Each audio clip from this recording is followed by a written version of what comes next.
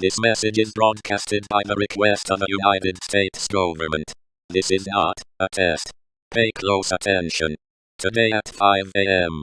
Eastern Standard Time, an unknown type of event occurred at Jakarta Industries, Black Mass Research Facility.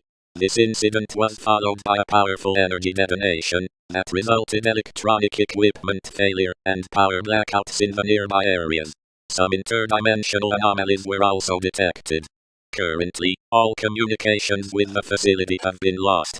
From this moment, area within 150 kilometers from the facility is designated as red zone. All civilian residents living within this area will be evacuated immediately. At this time, emergency response forces, with help of an army, are eliminating the aftermath of the incident.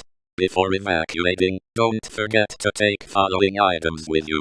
Food and water for at least 4 days, important identification documents, medical supplies, battery-powered radio. Remember, do not panic, stay calm, and follow governmental instructions. Do not use telephone. Telephone lines should be open for emergency use. This channel will continue to broadcast this message until the situation will be resolved or more information will be available. This channel is serving the Black Mass local area. If you are not in this area, tune to the local frequency providing information for your area.